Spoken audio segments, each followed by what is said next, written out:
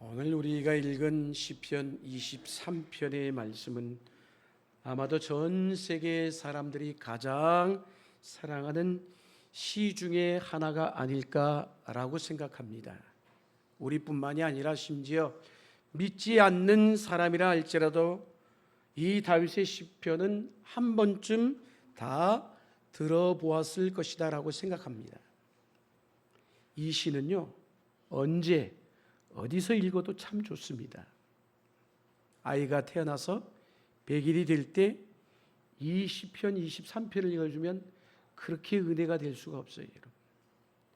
또 아이가 자라서 결혼할 때 이 23편의 말씀으로 축복하면 그렇게 귀할 수가 없습니다, 여러분. 심지어 생의 모든 삶을 누리고 하나님 품으로 돌아가는 장례식장에서도 이 시편의 말씀은 잘 어울리면서도 큰 은혜가 됩니다. 함께 읽어도 귀하고 혼자 묵상해도 언제나 심금을 울리는 말씀이 오늘 우리가 읽은 시편 23편의 말씀입니다. 왜 이 23편의 말씀이 이토록 사람들의 마음을 움직이고 감동을 주는 힘이 되는 것일까요? 저는 다르지 않다고 생각해요. 그것은 이 시편에 내재된 삶의 고백 때문이다라고 생각합니다. 다윗이라는 이 한 사람의 진솔한 삶의 고백이 이 시에 몽땅 담겨 있다는 거예요. 사실 이렇게 훌륭한 시에다 설교랍시고 제가 첨언하는 것은 사죽이 되거나 덧칠하는 것이 아닐까라는 두려움이 있어요. 수많은 설교자들이, 수많은 사람들이 이 시를 읽고 설교하고 했단 말이에요. 그런데 굳이 나까지 거기에 들어가지고 이 말씀을 해야 될까? 그런 두려움이 있죠. 그러나 목자 되신 하나님께서 이 다윗의 고백이 아닌 나의 고백으로 받아주시기를 원하면서 또 그와 같이 기도하는 마음으로 오늘 이 아침 말씀을 다 아는 말씀이지만 함께 나누고자 합니다. 여러분. 오늘 우리가 읽은 이 시편 23편의 1절의 첫 부분을 보면 다윗이 이렇게 고백하죠. 여호와는 누구의 목자다? 나의 목자다라고 고백하고 있어요. 여호와께서 내 목자가 되신다라는 말씀이에요.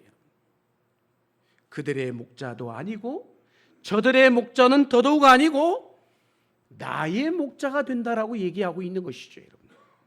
그래서 시편 23편 짧은 절이잖아요. 이 6구절 안에 나라는 단어, 내라고 표현하는 이 1인칭 단수가 무려 14번이나 나와요. 영어 성경 같은 경우에는 I라는 1인칭 단수인 I, me라는 단어가 무려 우리말 성경보다 훨씬 더 많이 17번이나 나오고 있음을 보게 됩니다. 뭘 의미하는 것일까요? 오늘 하나님 앞에서 다윗은 철저하게 자신의 나의 고백을 드리고 있다라는 의미인 것입니다. 여호와께서 내 목자가 되신다니 다른 어떤 말로도 필요하지 않다라는 것이에요. 하나님이 내 목자가 되시고 하나님이 내 친구가 되시고 그 하나님이 나를 내 인생을 책임지시며 하나님이 내 편이 되시는데 다른 무슨 말이 필요하겠습니까? 너무나 감사할 뿐인 것이에요. 사랑하는 성도 여러분, 하나님 외에 다른 어떤 것도 어떤 사람도 우리의 인생의 목자 삼지 않기를 원합니다. 여호와만이 저와 여러분의 목자 되실 수 있기를 주의 이름으로 축복합니다. 명예나 체면이 우리를 이끄는 목자가 되면 안 돼요, 여러분. 물질적 풍요나 여유가 우리의 삶의 목표가 되어서도 안 된다는 것이에요. 내가 가장 사랑하는 것이라 할지라도 그조차도 내가 살아가는 삶의 이유가 되시면 안 돼요, 여러분. 오직 하나님만이 나의 목자요, 내 삶의 목표요, 내가 살아가는 삶의 이유가 되어야 된다는 것이에요. 돈도 명예도 사람도 나의 목자, 우리의 목자가 될 수가 없어요, 여러분. 여호와 하나님만을 나의 목자로 삼으시는 저와 여러분이 될 수 있기를 주의 이름으로 간절히 축복합니다. 자, 나의 목자 되신 하나님, 그 하나님이 어떤 분일까? 다윗이 이렇게 고백하죠. 1절 2절 말씀 같이 한번 읽겠습니다. 시작.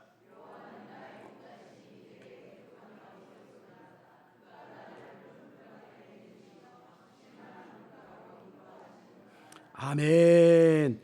다윗은 오늘 나의 목자 되신 하나님을 어떻게 표현하고 있어요? 나의 필요를 채워주시는 분이시다, 이렇게 소개를 하고 있어요. 내 필요를 채워주시는 분. 여러분, 양에게 있어서 필요한 것이 뭘까요?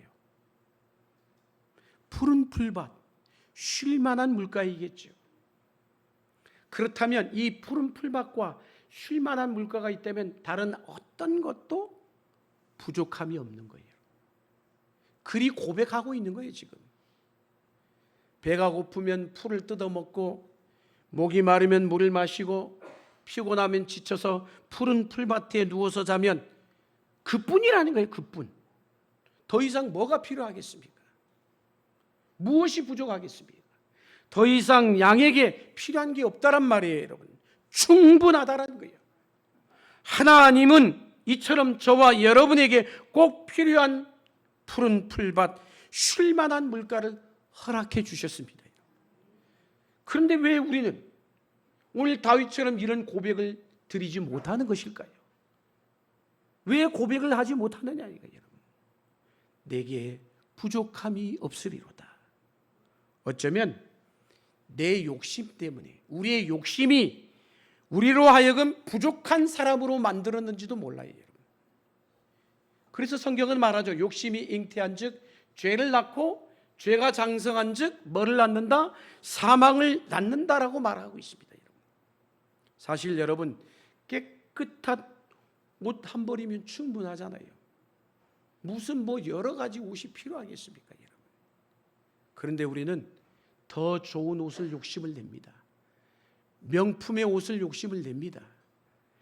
구두도 더 좋은 신발이면, 더 좋은 구두면, 기왕이면 명품 구두면 좋겠고, 핸드백도, 지갑도, 시계도, 어쩌면 우리가 가지고 다니는 이 휴대폰조차도 지금 가지고 있는 것보다 훨씬 더 좋은 것이면 좋겠다, 이렇게 욕심을 냅니다, 여러분. 더 큰 회사면 좋겠고, 월급이 더 많아지면 좋겠고, 더 큰 차면 좋겠고, 내가 사는 집도 좀 더 넓어지면 좋겠다. 이처럼 우리의 욕심이, 내 욕심이 다 부족한 사람으로 만들어버린 것이에요. 그래서 오늘 다윗처럼 여호와가 내 목자시니 저는 부족함이 없습니다, 이 고백을 할 수 없게 만드는지도 몰라요. 감사가 없고 매일 달라는 기도와 불평뿐이야. 하나님께서 나에게 꼭 필요한 푸른 풀밭, 꼭 필요한 쉴만한 물가를 주셨음에도, 그렇지만 우리는 이런저런 다른 욕심으로 끊임없이 부족한 사람이 되어버렸는지도 몰라요. 유엔 산하의 지속가능 발전 해법 네트워크라는 산하 기관이 있습니다. 이 기관에서 매년 150개국 이상의 국가를 대상으로 삶의 질 조사와 행복 지수를 조사해 가지고 발표하곤 합니다. 점수는 0점에서 10점. 이 사이에 척도로 산출이 되면 1인당 GDP, 또 사회적 지원, 그리고 기대 수명, 삶의 선택의 자유, 관용, 부패 인식 등 이렇게 6가지 항목을 종합으로 점수를 매겨서 평가해 낸다라는 것이에요. 대한민국은, 우리나라는 그 조사에서 2026년, 올해예요, 올해 10점 만점에서 몇 점 맞았을 것 같아요? 몇 점 맞았을까요? 점수를 한번 매겨보세요. 몇 점? 몇 점? 자꾸 이미 일부 예배 드리셨어. 점수 몇 점? 5.8에서 6.1 요 사이를 왔다 갔다 해요.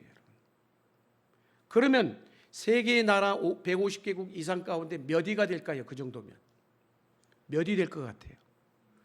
아니 5.8에서 6.1인데 몇 위 될 것 같아요? 50위에서 60위 사이 요 사이를 왔다 갔다 해요. 여러분. 탑 10, 10위권에 있는 나라들은 점수가 몇 점일 것 같아요? 7점 이상이 넘어가요.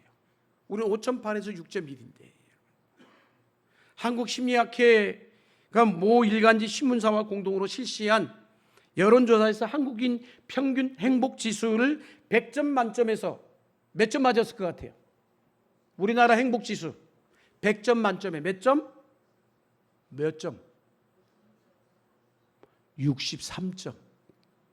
70점도 못 돼요. 63점. 그런데도 한국, 우리나라 안에서도 지역에 따라 행복지수가 조금씩 차이가 나요. 도에 따라서, 지방에 따라 가지고. 사실 우리나라의 행복지수가 63점 정도, 그래도 63점, 50점 이상을 넘어서 63점이 될 수 있었던 것은 강원도에 사시는 거주자들 때문이에요. 그분들이 행복지수가 71점이 나왔어요. 오히려 서울과 수도권에 거주하는 사람들이 점수를 다 깎아 먹어버려 가지고 50점대를 행복하다라고 얘기한 거예요. 여러분, 우리가 생각하기에 서울, 수도권, 대도시권이 훨씬 살기 좋고 편할 것 같고 좋을 것 같죠? 안 그래요, 여러분. 왜 서울에 있는 분들이 이처럼 행복지수가 낮은 것일까요? 우리나라가 경제적으로 2025년 대한민국 명목 GDP 약 1조 7,400억에서 1조 9,471억 달러로 세계에서 몇 위? 12위에서 14위 안에 들어요. 경제적으로 그렇다고요. 경제력이. 그런데 왜 행복지수는 10위권은커녕 20위권도 벗어나가지고 저 50위권 밖으로 벗어나가지고 머물고 있는 것일까요? 제가 무슨 경제학 전공도 아니고 행복지수를 숫자로 어떻게 표현할 수 있는지 정확히 알지 못하지만 이런 결과가 나온 것은 아마도 내가 갖고 싶은 것, 우리의 욕심 때문이 아닐까라는 생각을 합니다. 내가 10가지 욕심이 나는데 10가지 다 갖고 있어요. 그러면 행복할까요? 안 행복할까요? 대답을 해보세요. 행복할 것 같죠? 그러나 우리 인간이라는 존재가 그러지를 못해요. 10가지 다 갖잖아요? 그리고 나면 뭐예요? 다른 게 또 보여. 11가지, 12가지. 그러면서 20가지까지 또 채워요. 20가지가 채워지면 어떨 것 같아요? 행복할 것 같아요? 아니에요. 더 많이 또 욕심을 내게 돼 있어요. 이처럼 우리 인간의 욕심은 끝도 밑도 없는 구덩이와 같다는 것이에요. 결코 채울 수 없다는 거예요. 오늘 우리의 욕심을 줄인다면 어쩌면 우리가 좀 더 행복에 다가갈 수 있었을지도 몰라요. 하나님께서 저와 여러분을 위해서 뭘 주셨을까요? 우리 하나님이 저와 여러분에게 뭘 주셨어요? 예수 그리스도를 주셨어요. 독생자 예수 그리스도를 저와 여러분을 위해서 아낌없이 내어주셨다는 거예요. 그리고 그분을 십자가에 못 박음으로 저와 여러분의 죄를 씻어주시고 우리를 새 생명 가운데 거하게 하셨어요. 그런데도 예수님을 주셨는데도 우리는 뭐라고요? 나는 부족하다. 우리가 그러잖아요, 여러분. 어쩌면 우리는 하나님보다 하나님 주신 복에 더 관심이 있는지도 몰라요. 그분이 주신 복에. 그래서 복음 찬송이 옛날 찬송가 가운데 그런 찬송이 있죠. 얼마나 아프실까라는 찬송이 있어요. 그 가사의 내용을 보면 이런 가사의 내용이 있어요. 한번 볼까요? 얼마나 아프실까? 하나님 가슴은 독생자 주셨건만 인간들 부족하다 원망할 때 얼마나 아프실까? 주님의 심령은 자신을 주셨건만 사람들은 뭐 한다고요? 부인하며 욕한다는 거예요. 여러분, 이처럼 하나님은 우리의 친구가 되어주시고 목자가 되어주시고 그리고 계속 우리와 함께 동행하고 계신데도 우리는 이런저런 욕심으로 또 다른 은혜를 구해요. 하나님의 또 다른 은혜가 있을까요? 라고 구했던 것이 어쩌면 우리의 못난 모습이 하나님 말고 또 다른 은혜가 없어요? 우리는 그렇게 구하고 있어요. 그렇게 어리석어요 우리가. 또 다른 복음 찬송에도 이런 가사가 있죠. 나 무엇과도 주님을 바꾸지 않으리 다른 어떤 은혜 구하지 않으리. 그러고 계십니까? 이제 정말 저와 여러분이 하나님 외에 다른 어떤 은혜를 구하지 않고 있느냐는 거예요. 하나님 외에 다른 어떤 은혜도 구하지 않는 저와 여러분 될 수 있기를 주의 이름으로 축복합니다. 하나님은 꼭 나에게 필요한 것을 채워주시는 좋은 목자이신 것을 알기에 그분 한 분만으로 만족하셔야 되는 것이죠. 그래서 다윗은 이렇게 고백하죠. 시편 34편 9절 10절 말씀 우리 같이 한번 읽습니다. 시작.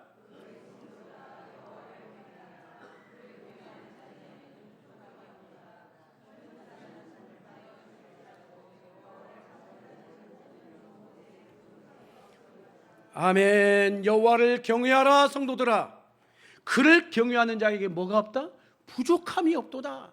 그리고 우리가 줄일지라도 여호와를 찾는 모든 좋은 것에 찾는 자는 부족함이 없도다라고 얘기하고 있어요. 오늘 목자 되신 우리 하나님이 나의 필요를 따라 푸른 풀밭과 쉴만한 물가를 허락해 주시는 그 하나님 앞에 감사할 수 있기를 주의 이름으로 간절히 축복합니다. 자, 나의 목자 되신 하나님. 다윗은 또 그 하나님을 어떤 분이라고 고백하고 있을까요? 3절 4절 말씀 이어서 읽습니다. 시작.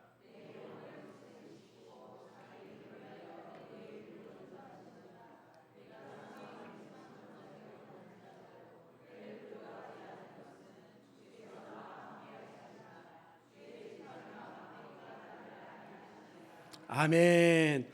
오늘 다윗은 나의 목자 되신 하나님을 오늘 3절 4절에서 뭐라고 고백합니까? 이렇게 고백하죠. 나의 목자 되신 하나님은 나와 동행하시는 분이시다라고 얘기했어요. 함께 하시는 분이라고 소개하고 있어요. 우리 인생이 다 햇살만 비치는 게 아니죠. 그렇잖아요. 어쩌면 오히려 비가 오고 어두운 날이 더 많을지도 몰라요, 여러분. 그래서 아랍 속담에 그런 속담이 있습니다. 해만 밝게 비치고 비가 오지 않으면 사막이 된다라는 속담이 있어요. 하나님께서 그렇습니다. 우리 인생에 시줄과 날줄처럼 형통한 날과 곤고한 날을 함께 허락해 주셨어요. 여러분, 산이 오를 때도 산을 올라가잖아요. 우리가 한라산을 올라갈 때도 언덕만 있습니까? 골짜기도 있지요, 여러분. 어쩌면 우리 인생은 어두운 터널과 같은 골짜기가 어쩌면 밝은 날보다도 훨씬 더 많을지도 몰라요, 여러분. 그러나 아무리 우리가 통곡의 골짜기, 그리고 재난의 골짜기, 눈물의 골짜기, 오늘 본문이 말하는 심지어 사망의 음침한 골짜기로 지난다 할지라도 우리가 두려워하지 않을 이유가 있다라고 얘기했어요. 그 이유를 뭐라고 얘기하고 있어요? 주께서 나와 함께 하심이라. 주께서 나와 함께 하십니다. 하나님이 나와 동행하고 계시다는 것, 지금 내 인생과 함께 이 길을 걸어가고 있다는 이 사실을 안다면 우리는 어떤 상황 속에서 절망하지 않을 수 있다는 것이에요. 물론 힘이 들어서, 너무너무 힘이 들어서 눈물을 흘릴 수 있겠죠. 그렇지만 절망할 이유는 없다라는 거예요. 양들이 다니다 보면 웅덩이에 빠질 때가 있어요. 그러면 목자는요, 자기 지팡이를 그 웅덩이에다 딱 내려주는 거예요. 그러면 양들이 어떻게 해요? 그 지팡이를 타고 올라오게 해줍니다. 여러분. 또 어떤 때는 사나운 짐승이 양을 해치려고 노릴 때가 있죠, 여러분. 그러나 그때는 목자의 지팡이와 막대기는 사나운 짐승을 물리치고 양들을 보호해 준다는 것이에요. 주의 지팡이와 막대기가 나를 안위해 주시며 함께 해주고 심지어 사망의 골짜기에서 동행해 주는 한 우리는 이 세상에서 어렵고 힘들지라도 절망하지 않음을 믿으시길 축복합니다. 그분께 감사할 이유가 분명히 있다는 거예요. 그래서 이사야 선지자는 이사야 43장 2절에 이렇게 얘기하죠. 같이 한번 읽습니다. 이사야 43장 2절 말씀. 왜 안 띄우는? 어딜 가셨어요? 시작.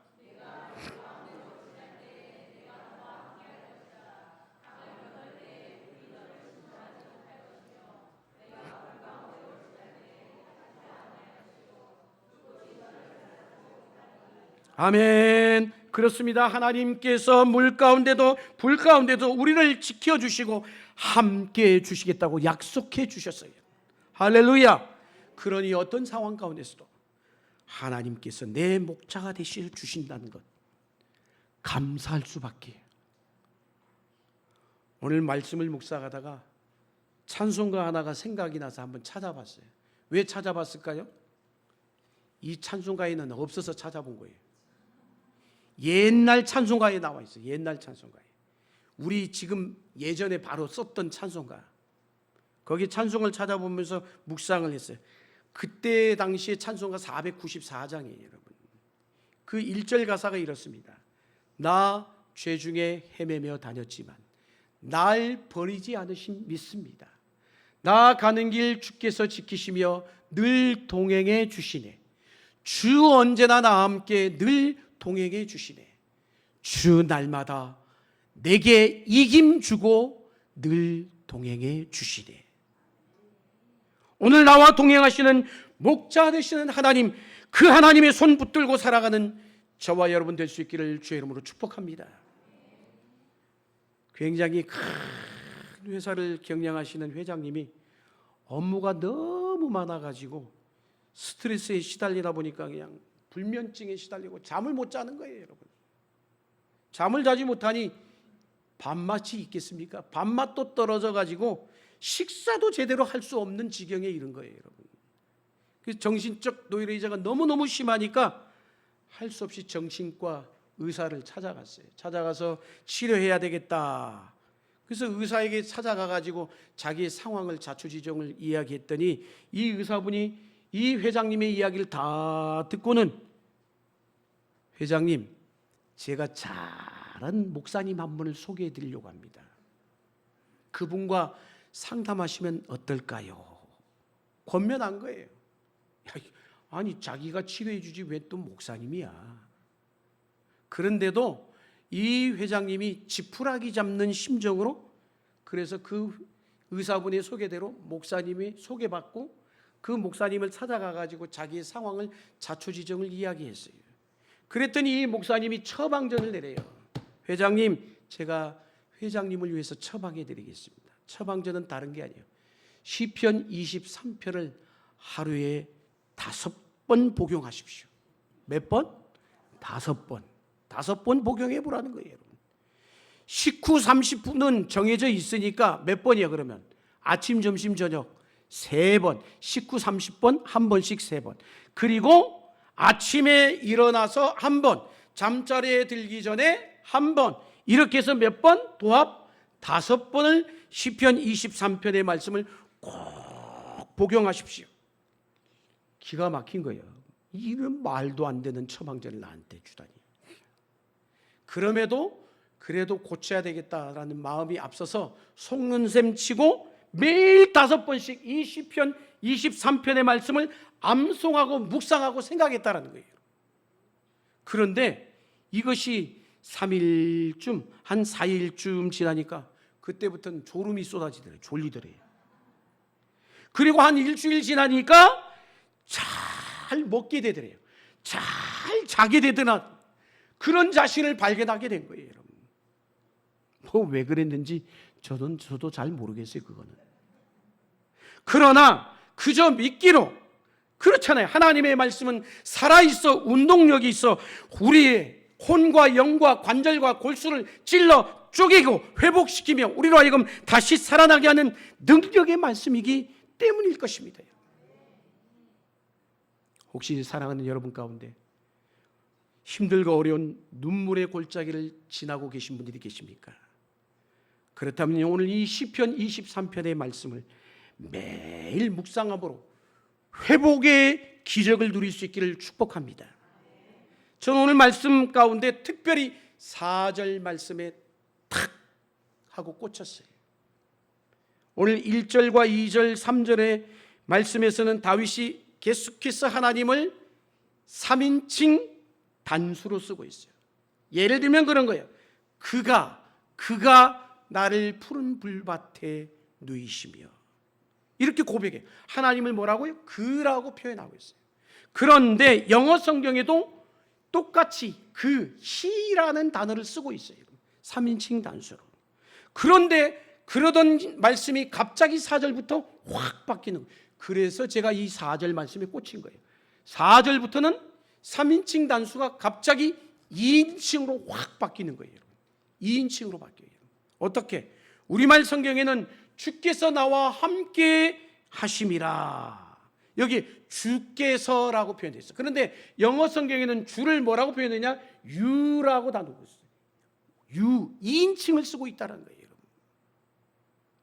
he에서 you로 바뀐 거예요. 3인칭에서 2인칭으로 하나님의 호칭이 바뀐 거예요. 무슨 이유일까요? 곰곰이 묵상해 봤어요. 그건 다름이 아니라 오늘 말씀에 나와 있어요. 다윗이 그가 사울에게 쫓기면서 광야 생활하는 가운데 죽을 고비를 넘겼잖아요. 사망의, 오늘 말씀 표현처럼 음침한 골짜기를 지나면서 다윗은 그 가운데서 하나님을 인격적으로 만났기 때문인 것이에요. 언제? 사망의 음침한 골짜기를 지나는 순간이에요.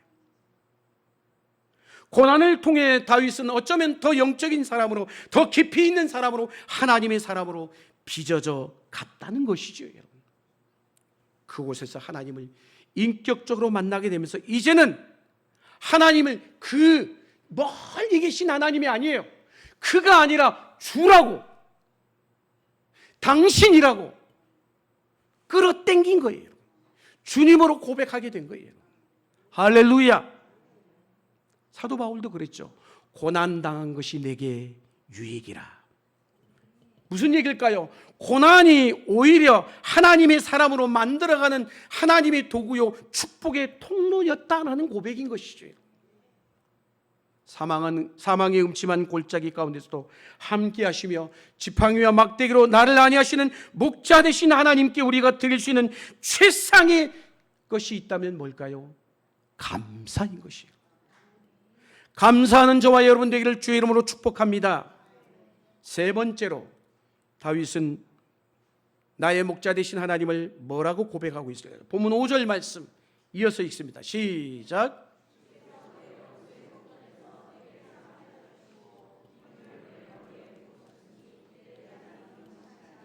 아멘. 다윗은 오늘 세 번째 나의 목자 되신 하나님을 뭐라고 소개하고 있어요? 나를 인정해 주시는 분으로 소개하고 있어요. 중동에 관습 가운데 하나가 있는데 뭐냐면 자기 집에 반가운 손님이 오잖아요. 찾아오면 차를 대접하는 문화가 있어요. 뭐 중국도 그러지만은.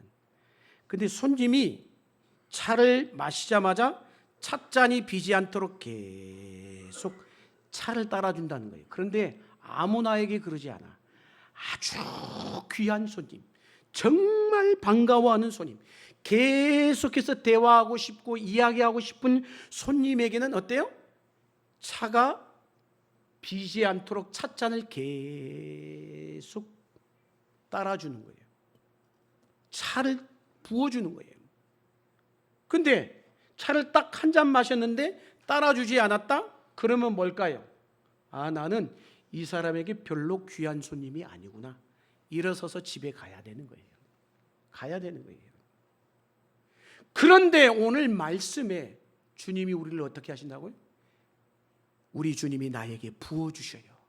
부어주셔요. 어떻게 부어줘요? 내 잔이 넘치나이다. 내 잔이 넘치나이다. 할렐루야. 오늘 주님께서 왜 이토록 나의 잔에 넘치도록 부어주시는 것일까요? 저와 여러분이 하나님 앞에 특별한 존재이기 때문인 것이에요. 우리는 손님이 아니에요, 여러분. 자녀예요. 우리가 때로 넘어지고 실수할 수 있어요.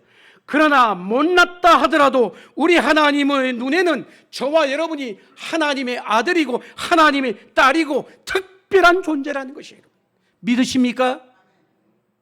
내가 너를 지명하여 불렀나니 너는 내 것이라는 거예요. 오늘 우리에게 넘치도록 잔을 채워주시는 하나님, 그분이 바로 나의 목자가 되십니다. 그래서 세번역 성경에는 이 부분을 이렇게 번역했어요. 세번역 성경을 한번 읽어볼까요? 한번 읽겠습니다. 주님께서는 내 원수들이 보는 앞에서 내게 잔치상을 차려주시고 내 머리에 기름을 부으시어 나를 귀한 손님으로 맞아주시니 내 잔이 넘칩니다. 아멘. 저는 손님 정도가 아니야. 귀한 손님 정도가 아니라고 생각해요. 뭐라고요? 하나님의 자녀. 특별한 존재인 것이에요. 하나님의 아들, 딸들로 맞아주시니 우리는 하나님 앞에 뭐라고? 내 잔이 넘치나이다. 이렇게 고백할 수밖에. 실제로 중동 지역에서는 목자들이요, 양들에게 기름을 사용할 때가 있답니다. 기름을 사용할 때가 있어요. 언제 사용하느냐? 저는 뭐 양에 대해서 전혀 모릅니다. 알지 못하는데 양이라는 짐승은 참 좀 IQ가 떨어져요. 바보인 것 같아. 왜 바보냐? 양의 가장 큰 적 중에 하나가 뭘까요? 양의 적이 뭐예요? 우리는 뭐 이리, 늑대, 뭐 사나운 짐승이라고 생각하죠? 아니에요. 양에게 있어서 가장 큰 적은 가장 가까이 있어요. 뭐냐? 파리요, 파리. 파리가 예를 들어서 양의 코끝에 딱 앉아서 알을 낳는 거예요. 알을 낳는다는 거예요. 그러면 알을 낳을 때 얼마나 간질간질 하겠어요. 그러면 자기 앞발이라도 해서 착 쳐가지고 파리를 잡아야 되지 않겠습니까? 그런데 이 멍청한 녀석은 그러지를 못해요. 세상에 그 코가 간지럽다고 해가지고 막 나무에 가서 막 들이받고 돌에 막 부비고 그러다 보면 어떻게 되겠어요? 코가 상하고 다치고 피가 흐를 수밖에, 여러분. 그래서 목자들은 양에다가 코에다가 뭘 발라주느냐? 기름을 발라주는 거예요. 기름을 발라줘요. 그러면 파리가 미끄러서 앉지를 못해. 그리고 심지어는 그 혹시 파리가 앉았다 할지라도 상한다 할지라도 뭐가 돼요? 치료가 돼요. 치료가. 기름이. 그래서 실제로 양에다가 기름을 사용한다는 것이에요. 그런데 딱 오늘 말씀을 보니까 우리 하나님께서 저와 여러분에게도 뭐라고요? 기름을 발라주신다는 거예요. 할렐루야. 기름을 발라주는 것을 넘어서 부어주신다는 거예요. 부어주신다는 거예요. 구약 성경에 보면 하나님이 어떤 사람들에게 기름을 붓습니까? 특별한 사람이죠. 제사장, 선지자, 왕을 세울 때 기름을 사용하지 않았습니까? 오늘 분명 하나님은 우리의 잔이 계속 찰 수 있도록 또 기름을 넘치게 부어주시는 좋은 분으로 우리에게 소개하고 있습니다. 우리 하나님은 우리를 특별한 존재로 여기시며 아무리 내가 실수해도 끝까지 붙들어 주시며 동행하여 주시는 나의 목자 되신 하나님으로 우리에게 말씀하고 있다는 것이에요. 오늘도 나의 필요를 채워주시고 나와 동행하시며 나를 인정해 주신 하나님, 굽이굽이 인생길마다 함께 하시는 그 하나님 앞에 감사할 수 있기를 축복합니다. 오늘 본문 시편 마지막 23편 6절, 이 마지막 절을 우리가 같은 목소리로 정말 하나님께 다윗의 고백이 아니라 나의 고백으로 드릴 수 있기를 원합니다. 우리 함께 읽겠습니다. 6절 말씀 시작.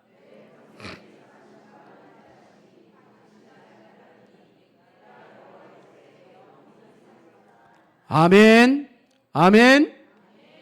이 고백이 나의 목자 되신 하나님께 올려드리는 저와 여러분의 평생의 감사의 고백이 될 수 있기를 주의 이름으로 간절히 축원합니다. 기도하시겠습니다.